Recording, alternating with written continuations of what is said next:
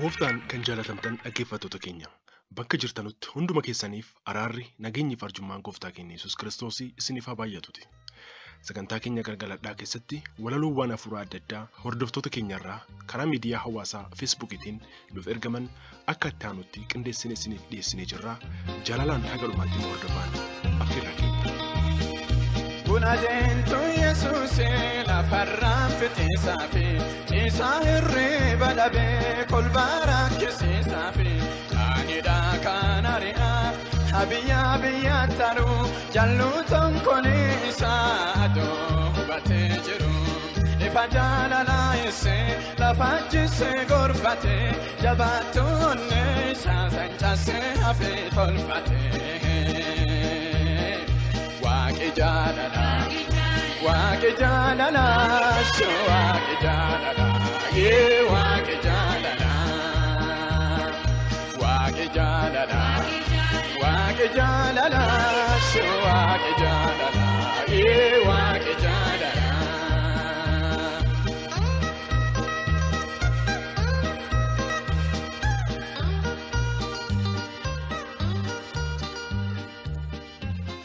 Mata dureen walaloo keenya jaalala jedha. Jaalalli hin hinaafu obsaaf danda'aadha. Namas hin lafafu furtuu waan hundaadha. Amantii qabaachuun jaalalaan ibsama. Ulaagaan namummaas isaan madaalama. Waan hundumaa darbuuf obsa barbaachisa. Jaalallis furtuudha. Cubbuu namaa dhoksa. Amantiin hundeedha. Qabaachuudhaaf obsa. Seeras raawwachuudha jaalalli sirriinsaa. Bantuun mana waaqaa jaalala ta'uusaa nu duraa dhukatee maaliif nu rakkisaa? Furtuun waan hundaadhaa jaalalaa hubadhaa. Hojii kam keessattuu dursa isaaf laadhaa. Maalummaa jaalalaa beeknee adda baafannee wal haa jaalannu kaa hundi nu ho'isne. Dhugaan wal jaallannu onneerraa kaafnee boqonnaa maaf dhabnaa jibba boraafanne. Bakka kamittiyyuu jaalalli utubaadha. Jaalalli dhabamnaan jireenyi gubiidha. Burqituunsaa gognaan onnee keenyaa keessaa tajaajilli keenyas maal waa'een baasa. Tajaajilli keenyas maal bu'aanuuf baasa. Har'a ilmi namaa jibba gudunfatee jaalala waaqasaa raawwatee dagate. Daandii gubbaa goree kiyyoo waliif mara. Farda ammeenyaa koree wal miidhuuf jarjara. Onneen ilma namaa hinaaffaan guutamee hinaaffaan baay'annaan jaalallis dhabamee jireenyi sulfaate hundumtuu rakkanne.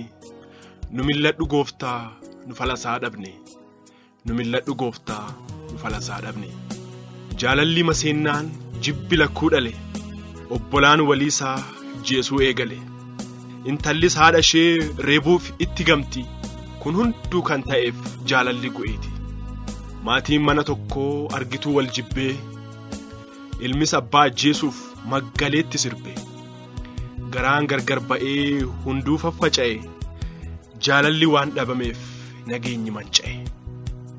Yaada abbaaf haadhaatu garaa gara cabe. Hunduu walii isaatti boqochuu dadhabe. Qabeenya kuusanii daa'imas horanii jiraachuu dadhaban jaalala dhabanii. Mana seeraa dhaquun nu hiikaa jedhanii fuula abbaa murtii wal dhaabbachiisanii qabeenya isaanii garaagar qooddatu. Daa'imman isaanis iyyummaatti laatu. Jaalalli waan gugeef burqaan jibbaa yaa'e. Kanaaf maatii nagaan addaan bittinnaa'e. Jaalala isa dhugaa kottaa wal jaallannaa. Maaf addaan facaanee taana irbaata diinaa. Maaf addaan facaanee taana irbaata diinaa. Korojoo isaanii jibbaan guuttatanii yeroo itti tufanii hunduu tuffatanii. Isaan hin beekanii yaa abbaa waan godhani. Yaa abbaa kana dhiiseef ittiin lakkaa'inii. Jechuun nu simateem waaqni nu jaallate. Jaalalaan nu waamee jireenyaaf nu laate. Yeroo isaan reeban lafarra harkisanii fannootti ol baasanii gooftaa fannisanii. Fuula Herodoosiif Philaaxoos dhaabatee jibbaan yoo himatan jaalalaan simate. Jibbaan yoo himatan jaalalaan simate. Jibba bara dheeraa gidduu isaanii ture. Gidduudhaa balleessee jaalalaan ijaare. Egaa maaf dagannaa jaalala Waaqayyoo. Jaalala isa dhugaa dirree qaraaniyoo kan diina qaanessee itti huwwise layyoo ilmaan namaa hundaaf kan ta'e hidhannoo ilmaan namaa hundaaf kan ta'e hidhannoo maaf hin dhaga'amuu inni nu keessatti jaalaluma keenyaaf ol ba'een fannootti jaalaluma keenyaaf ol ba'een fannootti akkamiin jiraadhu barri natti ulfaate hin jedhin namanaa ofii of dagattee of gaafadhu malee maalirraa akka kuftee jaalala waaqa kee eessatti akka gatte jaalala waaqa kee eessatti akka gatte addunyaa haaraani nuuf jedhee hin uumamne biiftuun dabalamee addeessi hin dhabamne halkan jijjiiramee guyyaan laman taane wanti haaraan ta'e mee maaltu jirame barri barumaadhaan lakkoobsa dabale hojii keenyaaf jedhee nutti ulfaate malee qomaaf sanyiidhaan namni wal qoqoodeef jireenyi sulfaateem jaalalli waan badeef jireenyi sulfaateem jaalalli waan badeef mee of haa gaafannu rakkoo hanqina isaa kan sichiif haa yaannu wanta darbe dhiisaa kottaa onnee keenya jaalalaan tarsaafna burqituu jaalalaas dhugnee dheebuu baana burqituu jaalalaas unnee dheebuu baana furmaata isaa beekuuf kottaa kaa wal geenya tokkummaan duuchinaa burqituu ammeenyaa yoos nuuf qajeelaatii haalli jiruu keenya ofumaan komannu teenyee bara keenya ofumaan hin komannu teenyee bara keenya egaa obbolaa koo egaa obboleettii koo hunduu wal jaalladha amanamummaadhaan wal wajjiin jiraadha baras mo'aa bulaa baraaf hin bulinaa gocha karaa dalgaaf bakka hin kenninaa egaa obbolaa koo egaa obboleettii koo hunduu wal jaalladha amanamummaadhaan wal wajjiin jiraadha baras mo'aa bulaa baraaf hin bulinaa gocha karaa dalgaaf bakka hin kenninaa waaqa abboota koof galanni haa ta'u jaalalli inni dhugaan nu keessa haa yaa'u hojiin nuti goonus waaqatti haa tolu waaqnis nu haa godhu saba walii galu waaqnis nu haa godhu saba walii galu waaqa abbootii kiyyaaf galanni haa ta'u jaalalli inni dhugaan nu keessa haa yaa'u hojiin nuti goonus waaqatti haa tolu waaqnis nu haa godhu saba walii galu maqaa yesuusiitiin kun hundi nuuf haa ta'u maqaa yesuusiitiin kun hundi nuuf haa ta'u maqaa yesuusiitiin kun hundi nuuf haa ta'u ameen ameen ameen.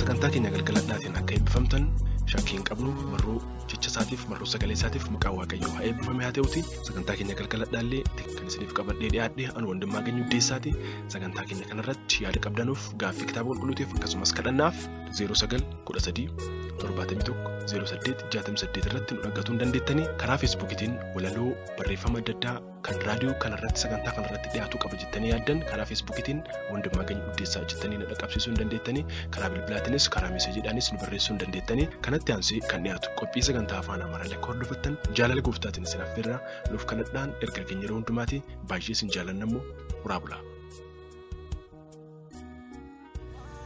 Hunda arganne jaalala duwwaa dhabne garlaafummaa sirraa baranne garuu walii araaramuu dadhabne ati hawwan keenya maraa hin qabdaa maraa wantibbaa mootummaan garanuu jaalala ati hawwan keenya maraa hin qabdaa maraa wantibbaa mootummaan hin galchuu jaalala.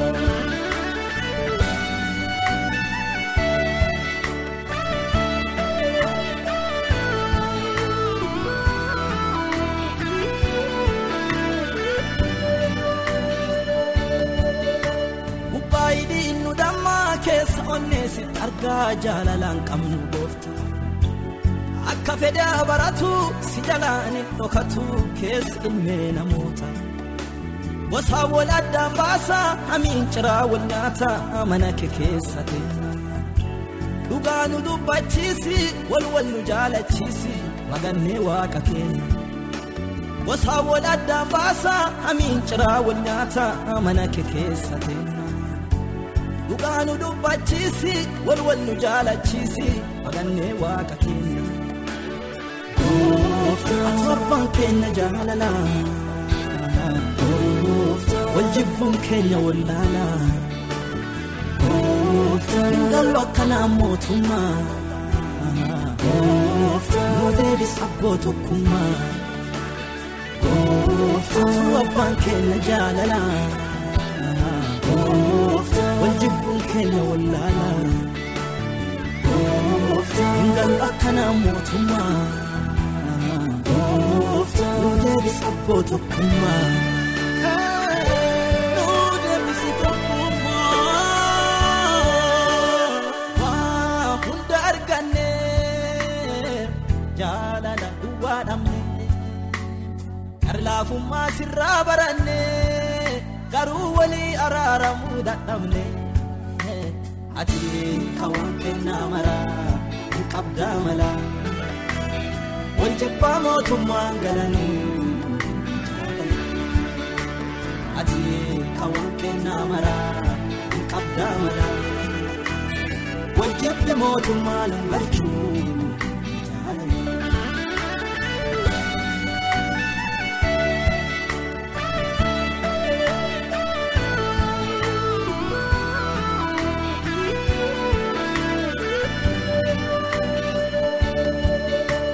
Akka jaalaltiin jirtu addee ati argamtu kana garaan nu beeka warra waaqaa jedhanii biyyisiin nu beekanii nuti immoo qabnu akeeka warra si hin beekneefu fakkeenya ta'uu qabna wal jaalachuu nuti hin bareedu gooftaa gosa wal addaan baasaa jecha wal addeessa warra si hin beekneefu fakkeenya ta'uu qabna wal jaalachuu Nutin bareedu gooftaa gosa wal addaan baasaa jecha wal addeessu Jaalaltii hundaaf hangafa Obsuu dandeettu waan cufaa Ilatee minurraa kaasee Wal ba'aa nu dandeessisee Jaalaltii hundaaf hangafa Obsuu dandeettu waan cufaa Ilatee minurraa kaasee Wal ba'aa nu dandeessisee Wal ba'aa